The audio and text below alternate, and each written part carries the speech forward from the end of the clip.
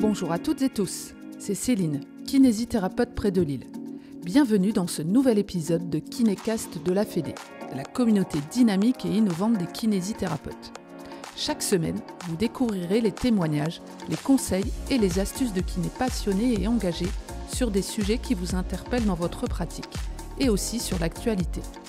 Ensemble et avec la Fédé, bougeons les lignes de la kinésithérapie. Bonne écoute! La Médicale, un réseau expert d'agents généraux pour accompagner les masseurs kinésithérapeutes dans leurs besoins professionnels et privés. La Médicale accompagne près d'un masseur kinésithérapeute sur 3 en France. Rassurant, non ? Des assurances adaptées aux besoins des masseurs kinésithérapeutes, tant professionnels que privés. Bonjour à toutes et à tous, bienvenue dans ce nouvel épisode de Kinécast. En juillet, nous avions consacré un épisode au congrès de la FFMKR pour expliquer comment il se prépare, qui y participe et ce qu'il se décide.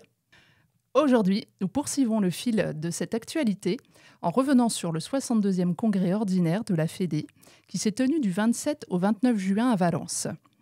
C'est un congrès, une édition qui n'a pas été tout à fait comme les autres.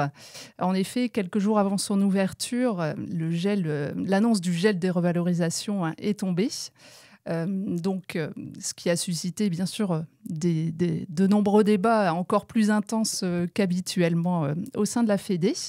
Donc pour parler de tout ça, j'ai le plaisir de recevoir aujourd'hui Rémi Rivier, secrétaire général de la FFMKR et kinésithérapeute à Marseille. Bonjour Rémi. Bonjour Céline. Comment vas-tu ? Très bien, plutôt reposé après le bel été que j'ai passé en vacances. On me reposait un petit peu quand même malgré tout. Voilà. Il y avait besoin.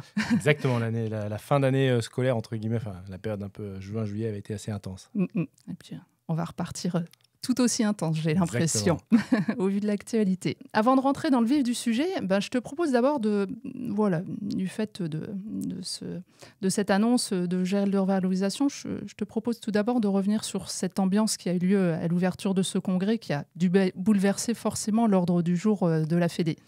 Effectivement, ouais, comme tu le dis, ça a véritablement bouleversé à la fois, je pense, les congressistes, les kinés, etc. On attendait avec impatience d'être enfin revalorisés, d'avoir enfin les bénéfices de la signature de cet avenant, après en avoir eu en premier lieu, effectivement, plutôt les côtés un peu plus contraignants. Et c'est vrai que quand on a appris que l'alerte du comité de suivi de l'ONDAM, qui est constitué donc de 3 personnes, des fonctionnaires, différents responsables, émettait une alerte et que de fait, nos revalorisations étaient suspendues. Ça a été quand même véritablement la douche froide, sachant qu'en plus, on était un petit peu quand même un dommage collatéral quelque part. Pour rappel, le comité de suivi a émis une alerte sur l'envolée des dépenses, sur les indemnités journalières et sur l'enveloppe de l'hôpital. Donc voilà, nous, en tant que libéraux, on n'était absolument pas concernés directement, absolument pas maîtres de tout cela. Donc effectivement... un sentiment un petit peu d'injustice, un peu une part d'incompréhension, de colère, un peu tout ça qui était effectivement mélangé. C'est vrai que d'autant plus en tant que responsable syndical, on engage quelque part notre parole, la parole de notre syndicat, des milliers d'adhérents que l'on représente, et puis aussi de tous les kinés quelque part. Et de se retrouver un peu trahi comme ça, c'est quelque chose qui a été effectivement mal vécu. Et voilà, on y reviendra certainement un petit peu après, mais ça a permis quelque part d'avoir une forte mobilisation des confrères et des consoeurs, d'autres professions de santé aussi également. Les pharmaciens étaient aussi impactés. Donc voilà, je dirais que c'était à la fois le choc et derrière un peu abasourdi, et puis derrière ce sentiment, encore une fois, d'injustice, véritablement. Alors comment vous avez adapté justement l'ordre du jour forcément vous avez dû modifier, vous adapter Ouais. Tout à fait. Alors statutairement, on envoie l'ordre du jour, si je ne dis pas de bêtises, ça doit être 2 mois avant ou 1 mois, j'ai un petit doute là. Mais on a la possibilité de le modifier dans l'urgence. Là, sachant qu'effectivement, tout était calé, pour une fois, je veux dire, mon 2e congrès en tant que responsable, en tant que secrétaire général, tout était calé, l'ordre du jour, le support de PowerPoint, etc. J'étais assez serein par rapport à tout ça. Et effectivement, on a cette nouvelle qui décale un petit peu tout le déroulé. Nous, on a pris le parti finalement de faire ça de manière assez transparente. Au cours du congrès même, en fait, on a donc demandé une modification de l'ordre du jour qui a été acceptée par les congressistes présents, évidemment. Et on a ajouté un point à l'ordre du jour qui était un point actualité dans lequel on a un petit peu traité tout ce sujet sur la suspension des revalorisations et un petit peu tout ce qu'on allait pouvoir mettre en place par rapport à ça, comment on allait montrer que finalement les kinés étaient extrêmement mécontents et quelles actions on allait proposer aux kinés, à nos adhérents, etc. Alors justement, on rappelle la date fin juin. Qu'est-ce qui avait été décidé à l'époque par rapport à cette mobilisation? Alors, on avait, au cours de ce... Enfin, déjà, il fallait en premier lieu décider si oui ou non on manifestait, comment on allait faire ça. Donc effectivement, au cours de ce congrès, on est revenu donc sur ces mesures qui nous paraissaient effectivement contraires aux engagements qui avaient été pris. Au-delà de contraire, c'est injuste, pardon. Donc il a fallu déterminer, en fait, on en reviendra après, mais sur une motion, sur qu'est-ce qu'on fait, etc. Et donc l'idée était en fait de montrer notre mécontentement, notamment en rompant les relations conventionnelles, mais à tous les niveaux, que ce soit au niveau national, au niveau départemental. Et ensuite, effectivement, d'avoir un mouvement assez fort au travers d'une manifestation, notamment, donc, qui a eu lieu finalement le 1er juillet. C'était assez symbolique, c'était la date à laquelle les revalorisations devaient s'appliquer. Et donc, il y a eu une manifestation qui a eu lieu à Paris, place des Invalides, à proximité de l'Assemblée nationale, où il y avait plusieurs stands avec de nombreux professionnels de santé, plusieurs syndicats. Notre syndicat FMKR est évidemment représenté, mais également le SNMKR et Alizé, qui se sont joints à cette mobilisation intersyndicale, qui a montré bien que l'union de tous les kinésithérapeutes est autour de ce mécontentement face à cette absence de revalorisation. Donc cette manifestation a eu lieu. On a pu interpeller de nombreux députés qui sont... En fait, c'est très pratiquement, c'est en face de la sortie de métro qui ensuite amène à l'Assemblée nationale. C'était un peu stratégique. Il y avait une séance qui était organisée de mémoire l'après-midi. Donc on savait un petit peu que certains des députés passeraient là. Et on a pu donc effectivement les sensibiliser, échanger avec eux et faire part un peu de nos doléances et d'essayer un petit peu d'émettre des solutions et notamment de parler un petit peu des solutions qui existent par rapport à cette suspension. Il existe la possibilité d'un avenant technique qui a été, alors je crois que c'est le jour même ou le lendemain, refusé, retoqué par la ministre de la Santé, Madame Vautrin, qui a dit que non, ce n'était pas une solution envisageable ni envisagée. Et quelque part, j'allais dire, ça me fait un petit peu rire jaune parce que courant de l'été, on a vu que les médecins, eux, ont obtenu une revalorisation de leur indemnité de garde, alors même que ces revalorisations avaient été suspendues. Donc voilà, on a pour en rajouter encore un peu à ce sentiment de trahison, alors qu'on n'avait pas à l'époque, mais voilà, c'est toujours le deux poids, deux mesures. C'est-à-dire que nous, on est kinés, on fait des efforts, etc. Et derrière, on ne récolte pas forcément les fruits de ce que l'on a semé. Et à côté de ça, d'autres professions. Alors moi, je ne suis pas contre les autres professions. Par contre, je souhaiterais que notre profession puisse aussi bénéficier des augmentations que, quelque part, on attend. Parce que, encore une fois, notre chiffre d'affaires, nos bénéfices, ont baissé de 20% en 10 ans, ce qui est quand même assez colossal. Et on est frappé de plein fouet par tout ce qui va concerner l'inflation, parce qu'on a des cabinets avec des charges, avec du matériel à acquérir, etc., contrairement à d'autres professions, comme par exemple les infirmiers qui n'ont pas ces contraintes-là.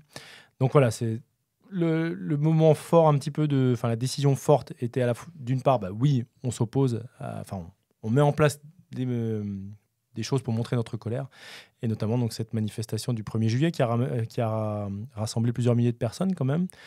Un cortège s'est déplacé donc des Invalides jusqu'au ministère de la Santé. Une délégation de l'ensemble des représentants a été reçue.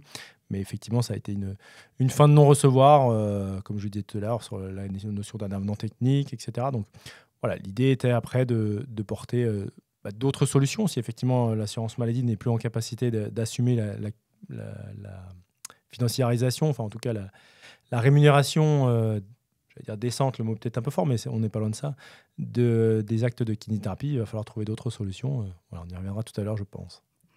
Alors revenons sur le déroulé un peu du congrès. Quels ont été les différents temps forts, les différentes parties justement de son congrès? Comment il s'est préparé donc à Valence?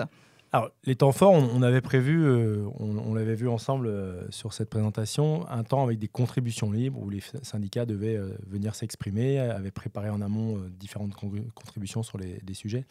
On a malheureusement dû un petit peu couper là-dedans et effectivement, on s'est plutôt centré donc, sur déjà le ressenti du terrain. C'était important pour nous en tant que responsable syndical. C'est vrai que parfois, on peut être pris un peu la tête dans le guidon, et être au contact de représentants institutionnels, d'élus, etc. Et pas forcément ressentir le terrain tel qu'un peut l'avoir quelqu'un qui travaille à 100% en tant que kinésithérapeute, bien qu'on soit tous kinés, évidemment. Mais on peut parfois avoir un petit peu une distorsion, ça, le mot est un peu fort. Mais voilà, l'idée était véritablement de ressentir, de prendre le pouls des adhérents, des représentants syndicaux. Donc ça a été fait au travers de la présentation un peu de cette actualité. Certains départements sont montés à la tribune, exprimer leurs ressentis, souvent les mêmes choses. La colère, le choc, l'injustice, l'incompréhension, enfin voilà, tout ce qu'on a dit un petit peu en début. Voilà. Et après, on a essayé de repartir sur notre ordre du jour, entre guillemets, en traitant malgré tout des sujets un peu plus prospectifs. Et l'un des sujets, effectivement, qui a pris pas mal de temps et d'attention, c'était la notion de complément d'honoraires. Effectivement, nous, on estime que si l'assurance maladie n'est pas en capacité de financer, comme je le disais tout à l'heure, des tarifs décents pour la kinésithérapie, il va falloir trouver d'autres solutions, et que cette solution pourrait être soit un financement avec un reste à charge aux patients, ou alors une prise en charge de ce dépassement comme par les mutuelles, comme les mutuelles prennent par exemple en charge des séances d'ostéopathie, etc. Est-ce qu'on ne pourrait pas envisager différentes options, sachant que le contexte est assez compliqué sur ce point de vue-là, parce qu'il faut toujours imaginer que ce que l'on fait, finalement, c'est dans un contexte politique et un contexte d'actualité qui est toujours particulier, d'autant plus financier en ce moment. Et puis, cette année, c'est les 80 ans de la sécurité sociale. Donc, l'année des 80 ans de la sécurité sociale, commencer à ne pas rembourser de manière totale les soins de kinésithérapie, ça serait effectivement un signal difficile à assumer politiquement. Voilà, c'est une réalité qu'il faut entendre. Moi, je peux entendre que des confrères ou consoeurs ne soient pas d'accord avec ça, mais c'est vrai qu'on évolue dans un milieu qui est bien plus large que le simple monde de la kinésithérapie. On est à la fois dans le monde de la santé, dans le monde de l'ONDAM, donc l'Objectif national de dépenses d'assurance maladie, où on a les hôpitaux et toutes les institutions, et puis dans un monde totalement ouvert où voilà, on a un budget en déficit depuis des années. Je pense que peut-être, je ne sais pas si je suis jeune ou vieux, mais je ne crois pas avoir un jour entendu un budget bénéficiaire en France. Donc voilà, on entend ce message depuis des années. Donc voilà, tout ça fait qu'il a fallu prendre en considération tout ça. Et pour revenir un petit peu sur les moments forts de ce congrès, moi je crois qu'à chaque fois qu'il y a un département, qu'un représentant syndical monte à la tribune quelque part, c'est déjà un moment fort parce qu'il faut s'exprimer face aux 150-200 personnes qui sont là. On porte la voix des adhérents de son département quand on est un représentant syndical. Donc on représente 10, 20, 100 personnes. En tout cas, on ne représente pas que soi. Donc ça met toujours un petit peu de responsabilité, un peu je dirais de profondeur à ce que l'on dit. Et après, c'est vrai que ce congrès qui s'est déroulé à Valence a été ouvert par l'adjointe au maire de Valence, l'adjointe à la santé, qui est une kiné également, Madame Amiri. Et c'est vrai que c'était assez symbolique qu'à ce congrès, juste quelques jours après l'annonce de la suspension de revalorisation, soit ouvert par une kinésithérapeute qui est elle-même concernée au premier plan par tout cela. Donc voilà, le côté politique, kiné, etc., je trouvais que c'était assez intéressant. Et après, à titre plutôt personnel, on a eu aussi l'intervention du sénateur Gilbert Bouchet, sénateur de la Drôme, que l'on a souhaité faire venir et qui a été vu publiquement régulièrement parce qu'il est atteint d'une SLA avec un stade malheureusement assez avancé et je lui ai dit, grâce à son statut de sénateur, il a mobilisé ses collègues et les députés pour faire bouger la loi. Donc on en a discuté un petit peu rapidement tous les deux. Je lui disais qu'effectivement, quelque part, moi, en tant que citoyen, ça me posait question que quand un sénateur est concerné par quelque chose, il fait bouger la loi très vite. Et que ce n'est pas toujours le cas. Et c'est vrai que ça pose la question de la représentativité des citoyens des uns et des autres. Et effectivement, ce moment a été d'autant plus fort parce qu'il est effectivement à un stade très avancé. Il a eu du mal à s'exprimer. Il a réussi à dire quelques mots. Et que après c'est moi qui ai lu son discours. Donc effectivement, voilà, je parlais juste avant des représentants syndicaux qui portent la voix des autres. Là, j'étais vraiment face à quelqu'un gravement malade et qui n'avait même pas la capacité à parler. Donc voilà, c'était les quelques moments forts de ce congrès. Après, je te parle de quelques moments comme ça, mais en fait, un congrès, c'est d'une intensité assez forte tout le temps. Enfin, c'est-à-dire, faut imaginer que nous, moi, en tant que secrétaire général, on arrive le mercredi, on a déjà une première réunion avec l'ensemble du bureau. Le jeudi, on a également un conseil fédéral avec tous les conseillers fédéraux de façon à préparer, etc., tout ce qui se fait, suivre l'actualité. Et ensuite, on a effectivement le congrès qui se déroule du vendredi au dimanche midi. Donc, on a 5 jours presque non-stop où on mange, on dort, on vit kiné, on vit FFMKR. Et voilà, donc j'ai envie de te dire que toute cette semaine, finalement, c'est un moment fort, avec en plus de ce côté un peu brutal de tout, où, comme je te disais, tout était calé, j'étais assez serein, et où là, il faut tout revoir, tout remettre en ordre, etc. Donc voilà. Après, j'espère qu'on s'en est bien sorti. Pour avoir été présente, je confirme. Merci. Et c'est vrai que finalement, c'est difficile de ressortir, comme tu disais, des temps forts. Voilà. Et, on en ressort justement encore plus mobilisé et encore plus d'énergie, malgré ces jours très intenses. En réflexion et en débat, c'est vrai que... Peut-être un autre des moments intéressants et vraiment forts également, c'était on était dans le même temps que ce congrès, on était dans le même temps que la campagne pour les élections Carpinco.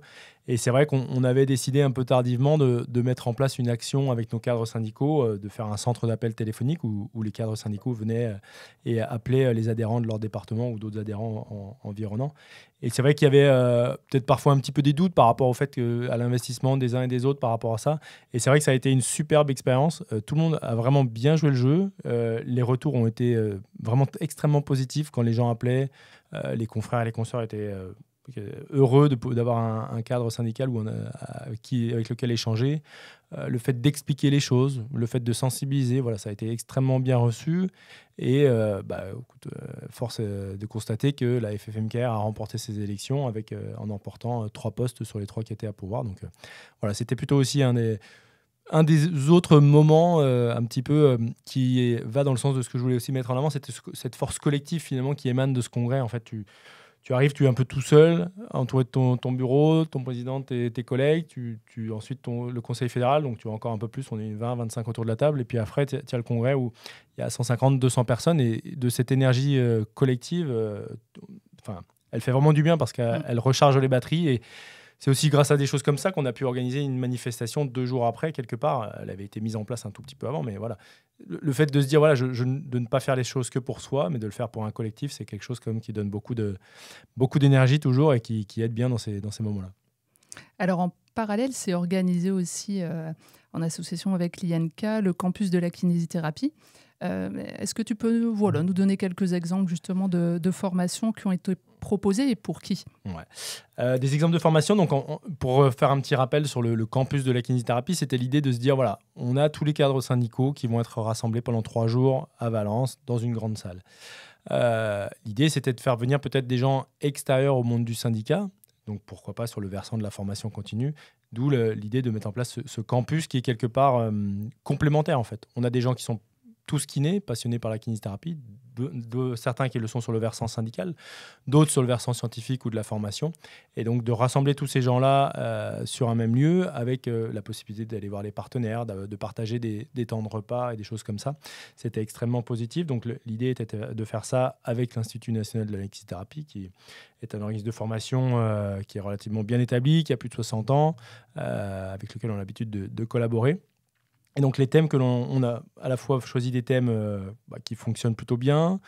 De mémoire, on avait le bilan prise en charge de la maladie de Parkinson, tout ce qui concerne l'activité physique adaptée, l'APA, ce qui va concerner l'épaule tendineuse, prise en charge et bilan également.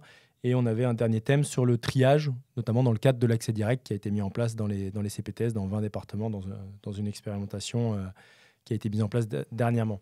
Donc on a choisi des thèmes assez fédérateur, qui trouve quand même un large écho auprès du public de kiné. Et par contre, on a essayé d'avoir un format assez innovant, dans le sens où on a essayé de prendre le meilleur à la fois du e-learning et le meilleur du présentiel. Et le meilleur à la fois de la formation continue et à la fois de l'évaluation de pratiques professionnelles. On a donc les stagiaires qui sont venus avaient donc une partie à effectuer en amont du campus, en e-learning, sur une période du 15 jours, 3 semaines, où ils devaient suivre la partie formation continue. Donc, je rappelle, c'est un apport de connaissances un peu théoriques ou de remettre les bases des bilans, la prise en charge, etc. Ensuite, il y avait une partie centrée sur l'évaluation de pratiques professionnelles que l'on a fait au travers des TCS, tests de concordance de script, une sorte de mini-cas clinique où les gens avaient une 60aine de petites situations cliniques auxquelles il fallait répondre. Et ensuite, on évaluait sa réponse par rapport à celle d'un panel d'experts qui avait été réalisé agrégés par l'INK. Et la dernière partie se déroulait donc à Valence sur un format de 2 heures de présentiel où il y avait un échange à la fois entre les stagiaires et avec le formateur. Et je pense que c'est ce côté, souvent dans le e-learning, on peut avoir ce côté d'être un peu tout seul. Bon, on envoie un mail au formateur ou on a un forum, etc. Mais ça reste toujours un petit peu impersonnel et puis c'est loin, c'est distant. Et donc, c'est vrai qu'avec l'INK, on s'est dit que si on avait ce côté, je fais mon e-learning quand je veux, comme je veux, sur mes 15 jours, 3 semaines, voilà, j'ai 5, 10, 15 heures à faire, etc. Je le fais à mon rythme, c'est bien. Et par contre, à la fin, j'ai quand même ce temps de conclusion où je peux poser toutes mes questions à ce formateur, à l'expert, voilà, où je lui dis, tiens, pourquoi à tel endroit, c'était telle réponse et pas l'autre? Pourquoi dans l'entorse de cheville, je fais tel bilan et pas tel? Pourquoi quand je reçois un patient en accès direct, telle chose, ça va pas? Ou pourquoi dans Parkinson, il faut plutôt faire ça ou ça? Et cet échange direct et également au travers des stagiaires était plutôt positif. Et puis, pour en venir à cette double situation campus de la X-thérapie, congrès, le fait que l'ensemble des kinés se croisent, c'était plutôt positif parce qu'on avait peut-être des profils différents, mais tous passionnés par la kinésithérapie, chacun à sa manière. Et ça donne toujours des belles rencontres. Alors, tu parlais tout à l'heure des élections Carpinco, mais il y a eu aussi des élections lors de ce congrès. Il y a eu plusieurs postes à pourvoir. Est-ce que tu peux justement nous expliquer quels étaient et puis nous présenter un petit peu les candidats et puis aussi surtout qui vote lors de ces élections? Exactement. Effectivement, on avait 2 postes à pourvoir. Donc, on avait un poste de conseiller fédéral suite à la démission de Laurent Rousseau, qui était anciennement trésorier de la FFMKR et qui a souhaité démissionner pour des raisons personnelles. Voilà, je le salue bien fort, Laurent. Il a rendu de nombreux services à la FFMKR. Ça fait de nombreuses années qu'il était extrêmement investi. Et voilà, je suis heureux de savoir qu'il profite non pas de sa retraite, mais en tout cas de son arrêt d'activité syndicale dans laquelle il s'est quand même largement investi. Et il était présent. Voilà, il était présent en plus, exactement. Et donc, du coup, ça a libéré une place de conseiller fédéral. Et on avait un deuxième poste qui n'avait pas été pourvu depuis les deux derniers congrès, qui était un poste de conseillère fédérale de moins de 30 ans. On encourage la parité sur le conseil fédéral. Et on a 2 postes, les postes de conseillers fédéraux de moins de 30 ans, qui, eux, sont obligatoirement assujettis à la parité. C'est-à-dire qu'il faut forcément un conseiller fédéral de moins de 30 ans et une conseillère fédérale de moins de 30 ans. Donc, sur ce poste de conseillère fédérale de moins de 30 ans, on avait Mathilde Rousseau, donc, qui a effectivement un lien de famille avec Laurent Rousseau, mais qui, au-delà de ça, avait montré une forme d'appétence pour le poste et déjà pour l'engagement syndical ou en tout cas l'engagement associatif, parce que donc elle a été kiné un petit peu, elle a un peu vadrouillé, elle était un peu dans les dom-toms, elle était un peu dans le sud de la France, et là maintenant elle est donc sur Paris. Mais elle était également en charge du développement du programme ICOP au travers de sa CPTS quand elle était dans le sud. Donc voilà, c'est quelqu'un qui a un engagement associatif déjà prononcé et qui a voulu mettre un petit peu, venir voir un petit peu ce qu'il était un petit peu à la FFMKR, entre guillemets, j'allais dire un peu plus haut, pas plus haut, mais au niveau national et non plus au niveau départemental. Sachant qu'effectivement, selon nos statuts, le conseiller fédéral de moins de 30 ans le mieux élu est élu pour un mandat de 6 ans. Donc on a déjà au sein de notre conseil fédéral quelqu'un qui est élu pour 6 ans. Et donc son mandat à une durée de 3 ans, mais à compter de la mise en place du nouveau conseiller fédéral qui avait été en 2024. Donc elle est élue pour 1 an, ce qui va lui permettre de découvrir un petit peu le conseil fédéral en y évoluant directement, et peut-être lui donnera l'envie de se présenter l'année prochaine au congrès pour un poste de conseillère fédéral plein, entre guillemets. Voilà, donc ça c'était le premier profil, donc seule candidate est évidemment élue. Et alors, ensuite... Ouais. Je te coupe, mais tu as parlé de 2027, c'est 2026. 26, alors. Pardon, oui, j'ai dit 26, ouais. Pardon, c'est une erreur, c'est 26, 2026, oui, non, autant pour moi. Et donc, un autre poste à pourvoir, donc conseiller fédéral, pas de question de parité, etc. Donc, il y avait 2 candidats, Franck Adrian, qui doit être de Bretagne, si je ne me trompe plus, j'ai plus son département en tête. Non, mais c'est la Bretagne. Bon, c'est la Bretagne, c'est ça. Il ne nous en voudra pas. Exactement, qui est président de l'URPS Bretagne. Plutôt engagée, etc.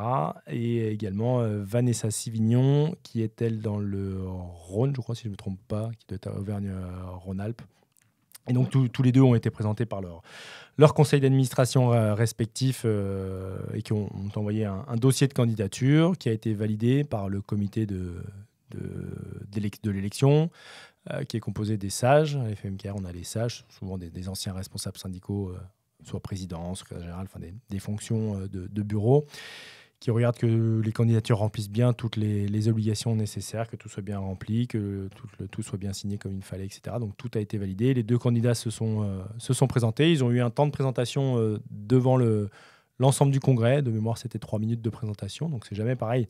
C'est jamais un moment facile de prendre la parole comme ça devant 200 personnes au pied de la tribune. Voilà, donc les deux s'en sont plutôt bien sortis. Et c'est Vanessa Sivignon donc, qui a été élue et qui donc intègre le Conseil fédéral.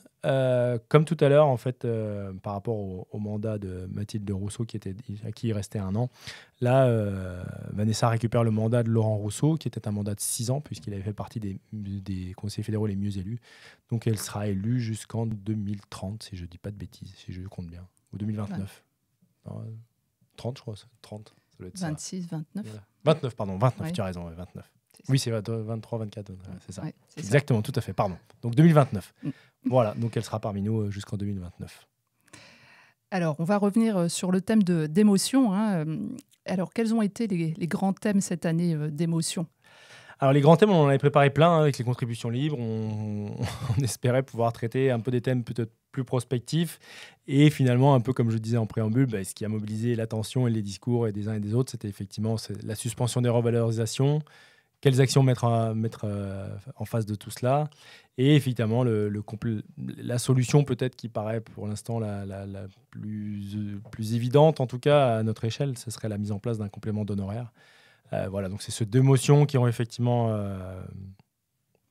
agrégé l'ensemble des discours, des déclarations, parce qu'effectivement, voilà, c'était les grands sujets de ce congrès. Après, il y a eu quand même un fort consensus assez rapide. Hein. Le fait de, oui, on fait cette manif. Oui, évidemment, on n'est pas d'accord avec la suspension. Oui, on veut trouver une solution. Et oui, s'il n'y a pas de solution. Et de toute façon, on voit bien que l'assurance maladie a du mal à financer. Donc, il faut trouver des solutions. Donc, voilà, il y a eu... C'était plus finalement sur les modalités pratiques de mise en place ou d'application de qu'est-ce qu'on fait, quelles actions on fait. Et pareil pour le complément d'honoraires, qui, quoi, comment, quel montant, pourquoi. Parce qu'après, il faut imaginer également que quand on prend une décision au congrès de la FMCare, c'est une décision nationale. Donc elle va impacter tout le monde. On sait, par exemple, de mémoire, je crois que tu as reçu Stéphane Flory, kinésithérapeute parisien, dans lequel ils font déjà du dépassement. Donc si quelque part, nous, en congrès, on valide le principe d'un dépassement ou d'un complément d'honoraires, mais qu'on l'encadre, si on l'encadre de manière peut-être trop rigide ou trop contrainte, peut-être que les kinés parisiens qui allaient facturer un complément d'honoraires à 2 fois la séance ou je ne sais quoi, peu importe les chiffres, et qu'on le contraint à une demi-séance en plus, etc., ça pourrait poser problème à des pratiques qui se font un peu sur l'ensemble du territoire. Donc l'idée est de prendre en compte l'ensemble de toutes ces contraintes, toutes ces caractéristiques. C'est là aussi où c'est un peu une gymnastique, hein, un peu par un grand écart, mais voilà, faut être un petit peu souple quand même, entre des zones surdotées, ou en tout cas pas surdotées, mais avec une forte demande de soins kinés, et d'autres avec moins de demandes, ou de forte représentation kinés, etc. Voilà, donc il y avait ce sujet-là du complément d'honoraires, mais effectivement, dans l'ensemble, j'ai envie de dire que les solutions, elles sont identifiées. Après, il faut trouver le véhicule législatif, il faut faire en sorte que dans le contexte, ça puisse passer. Je parlais tout à l'heure des 80 ans de la sécurité sociale. On peut se demander mais qu'est-ce que ça vient faire là, sauf qu'en fait c'est comme ça. Il y a un contexte politique qui fait qu'effectivement en 2025 ça fait 80 ans qu'elle existe, et c'est pas aujourd'hui qu'on va entre guillemets politiquement signer son arrêt de mort. Alors, même si le complément d'honoraires kiné, c'est pas la mort de la sécurité sociale, mais c'est effectivement raboter un peu le principe d'une sécurité sociale et d'un accès aux soins pour tous, universel. Voilà, donc il faut prendre en compte tout cela. Il faut souvent prendre tous les ingrédients, pas que les siens. En fait, c'est un peu comme si tu devais faire un repas, mais avec des gens qui te rajoutent des ingrédients dedans. Et à la fin, il faut essayer de faire quelque chose le mieux possible, quoi. Est-ce qu'il y a eu d'autres sujets qui ont été débattus ? Alors, il y a eu des sujets peut-être un peu plus techniques. Il y a eu un sujet notamment sur les CPTS, la représentativité, sur les budgets, entre guillemets, au niveau des CPTS. Qui peut être financé? Est-ce qu'une CPTS, donc Comité professionnel territorial de santé, est-ce que ça peut financer d'autres choses que les professionnels de santé? C'est un vrai sujet. Est-ce que quand un ostéopathe vient faire une action de prévention, est-ce qu'il a le droit de bénéficier d'un financement par la CPTS, ou un enseignant en activité physique adaptée, ou encore d'autres professionnels? Voilà, donc nous, on estime qu'il faut une position plus claire que celle qui est actuellement dans les textes. Voilà, je pense que, comme son nom l'indique, les CPTS, c'est pour les professionnels de santé, c'est pour des actions de santé. Et effectivement, en priorité, il faut que ça soit réservé aux aux professionnels de santé pour l'accès aux soins. Donc il y avait ça, et après, de mémoire, je crois que c'était à peu près tout. Voilà, si je me trompe pas. Donc ensuite, une fois que ces motions ont été votées, vient le travail du bureau. Exactement, tout à fait. C'est Ouais. ça, en fait. L'objectif, il est toujours celui-là, en fait. Il est de démontrer qu'un maximum de gens adhèrent, en fait, à ce que l'on porte et à ce qui est porté, en fait. Voilà. Nous, on a effectivement, en tant que bureau, on essaye de tracer une ligne politique. Ensuite, on la, quelque part, on la soumet, on présente les thèmes. Lorsqu'on présente les thèmes, on a un ensemble d'éléments qui est présenté à la salle. On est tous kinés. Alors, on n'a pas tous toujours la même lecture des choses, hein, mais c'est vrai que si on se met tous ensemble autour de la table avec un objectif commun et un contexte commun, bah, souvent on arrive quand même un peu à la même décision et à la même conclusion. Donc, nous, l'idée, c'est effectivement de faire en sorte que les motions remportent le plus de suffrages pour ensuite pouvoir aller les porter auprès des représentants institutionnels, auprès des élus. Et voilà, après, on est dans une période, fin juin, on est avant l'été, et surtout après l'été, il y a le PLFSS, projet de loi de financement de la sécurité sociale, qui arrive. Et ce PLFSS, c'est l'un des véhicules législatifs dans lequel on peut inclure des règlements, différents décrets ou des choses qui peuvent faire évoluer la profession. Donc c'est pour ça que c'est extrêmement important finalement pour nous d'avoir une ligne conductrice, d'avoir des motions qui sont appuyées par le plus grand nombre possible. Et parce que ça nous permet, nous, derrière, de dire, bah voilà, on a cette motion-là, et on veut, du coup, de par cette motion, de ce qui a été émané du congrès, on veut en faire ça, et on essaye d'en faire une application la plus pratique possible. Mais c'est vrai que le temps des décisions de congrès n'est pas celui de la mise en application sur le terrain. C'est vrai que c'est difficile de se dire qu'on a voté quelque chose et que dans le mois qui suit, c'est mis en place. Ça fonctionne pas comme ça. Il y a effectivement un temps long. On l'a bien vu notamment, par exemple, dans le cadre de l'accès direct. Ça fait des années que la profession essaye d'aller vers l'accès direct. Et il aura fallu encore des années. Ça a été mis en place dans l'exercice coordonné, MSP, PAD, etc. Et là, maintenant, ça est mis en place dans le cadre d'une expérimentation dans 20 départements en France. Donc voilà, petit à petit, le système se réforme. Mais l'accès direct, je pense que si on fait une recherche rapide sur le site de la FFM-Care, dans les motions qui ont été portées, je crois que ça fait des années que c'est là. Mais c'est aussi comme ça qu'on obtient ces avancées, en fait. On a rarement eu, sauf erreur de ma part, des avancées où à un congrès, on disait, voilà, nous, on veut ça. Et dans les 6 mois qu'il y avait, qui s'écoulaient, on l'avait. Ça ne fonctionne pas comme ça. Alors, éventuellement sur des négociations conventionnelles, parce qu'on est sur du ressort technique, pratique, financier, etc. Là, effectivement, ça peut bouger. Mais sur des avancées pour la profession, sur les études, la réforme des études, sur tout ce qui était du ressort des études, c'est pareil. Ça a pris beaucoup de temps. Il a fallu prendre en compte tous les éléments extérieurs. Quand tu avances pour les kinés, il y a forcément d'autres professions qui vont l'avoir avancé. Donc, est-ce que c'est possible? Est-ce que c'est pas possible? Pourquoi les kinés? Pourquoi pas les autres? Donc, voilà, il fallait mettre tout le monde autour de la table. Donc, c'est pour ça. Ce sont toujours des sujets un peu connexes avec d'autres choses. Et on n'est pas juste tout seul au monde à vouloir quelque chose pour nous. Donc, voilà, c'est à la fois frustrant et en même temps, c'est ce qui peut être satisfaisant quand ça arrive. Moi, je sais que, par exemple, sur l'un des sujets que je suis maintenant depuis quelques temps, c'est l'activité physique adaptée, la prescription de l'activité physique adaptée. On n'était pas loin de l'obtenir. Bon, finalement, on a le renouvellement de la prescription, où on peut adapter la prescription, on peut la changer, etc. Donc, quelque part, on montre qu'on est déjà capable, finalement, de primo-prescrire, parce que c'est à partir du moment où tu peux modifier une prescription. Donc, voilà, je me dis qu'à un moment donné, ça fait 5, 6 ans qu'on est dessus, et un jour, ça va arriver. Et voilà, et c'est parce qu'on y a pensé longtemps en amont, qu'on a donné les arguments, qu'on a fait infuser cette idée, qu'on y est arrivé. Donc voilà, on espère après toujours que ça aille plus vite, mais voilà, il faut prendre en compte le temps législatif. Et puis c'est vrai que on est obligé de le dire, mais l'instabilité politique actuelle fait que c'est très difficile. Là où avant, on pouvait travailler un peu pas de main dans la main, mais sur du temps long avec différents représentants, ministres, directeurs de cabinet, etc. Là, ça change assez régulièrement, donc c'est pas toujours évident. On a l'impression de repartir à zéro à chaque fois. Donc voilà, malgré tout, on est toujours là, on est prêt à défendre et à promouvoir notre profession. Alors, à la suite de ce congrès du mois de juin, il y a aussi un congrès en visio qui est organisé où va se voter le budget 2026 et les quotes-parts fédérales. Est-ce que tu peux nous en parler un peu ? Oui, alors c'est ce qu'on appelle un peu classiquement le congrès financier. Alors ça n'existe pas dans les statuts, c'est en fait un second congrès ordinaire qui lui auparavant était organisé en même temps que le congrès ordinaire en présentiel, mais finalement on s'était aperçu que les discussions embolisaient parfois le congrès et qu'on n'avait pas le temps de traiter tout ce qui était politique. On passait des fois 2 heures, une demi-journée et qu'effectivement on manquait de temps, c'était un petit peu toujours l'écueil.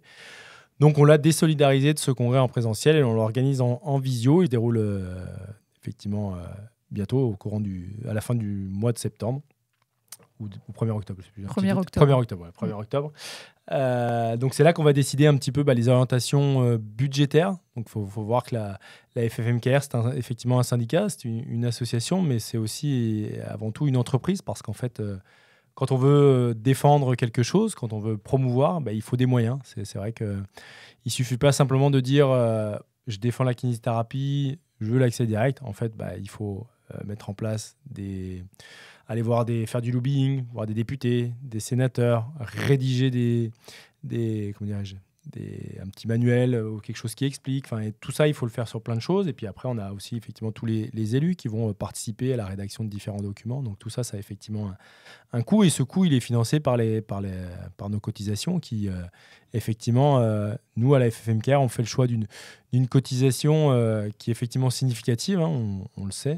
Mais en échange de ça, on a aussi un syndicat qui est plutôt bien implanté dans le domaine des syndicats de la santé. Je crois qu'actuellement, peut-être hormis chez les pharmaciens où ils ont une structure assez forte, il n'y a pas d'autres syndicats comme le nôtre qui rassemble plusieurs milliers d'adhérents, qui a ses propres locaux, qui a plusieurs salariés qui travaillent à temps plein pour défendre la kinésithérapie, un délégué général. Et là, on est aussi également en réflexion pour étoffer encore notre équipe. Donc voilà, c'est important pour nous d'avoir les moyens de nos ambitions en fait. Il serait trop simple pour nous de dire on veut le meilleur pour la kinésithérapie, mais par contre on vous fait une cotisation au rabais. À un moment donné, il faut avoir un peu de franchise et de transparence et ça ne peut pas fonctionner comme ça. Si on a une cotisation de quelques euros, on ne peut pas avoir des locaux, on ne peut pas monter à Paris pour aller interpeller les différents élus, etc. Donc voilà, c'est en ça que ce congrès va être important entre guillemets, c'est-à-dire qu'on y choisit finalement le montant de la quote-part fédérale, donc la quote-part nationale, et après ensuite les départements, eux, choisissent leur quote-part, et donc la FFMKR recueille l'ensemble de la cotisation des adhérents et elle reverse une partie aux syndicats départementaux qui peuvent ensuite organiser des actions dans le département et qui peuvent également aller faire du lobbying auprès des députés locaux ou même des responsables municipaux, etc. Donc c'est tout ce maillage, quelque part, qui est rendu possible grâce à la cotisation des adhérents. C'est à la fois un maillage départemental et c'est un maillage, j'ai envie de dire, national. En fait, on maille l'ensemble des institutions qui sont effectivement souvent sur Paris parce que c'est là que tout se passe. Et ça nécessite effectivement un budget relativement conséquent. Il faut savoir qu'effectivement, la FFMKR, c'est plusieurs centaines de milliers d'euros, voire on dépasse le million d'euros. Donc voilà, ça reste quelque chose d'assez significatif. Mais c'est vrai que si on avait encore plus, j'ai envie de dire, c'est un peu comme... je vais essayer une comparaison, un peu comme le PSG qui met des millions et qui, au bout de 20 ans, remporte la Ligue des Champions. S'ils ne les avaient pas mis, c'est sûr qu'ils ne l'auraient pas gagné. Donc voilà, ils ont eu des gros objectifs. Ils ont mis des gros moyens et ils y sont arrivés. Voilà. Mais ils ont quand même mis du temps, malgré tout. Donc nous, voilà, on a de grandes ambitions, on essaye d'avoir des moyens importants et on espère un jour remporter la Ligue des Champions de la kinésithérapie.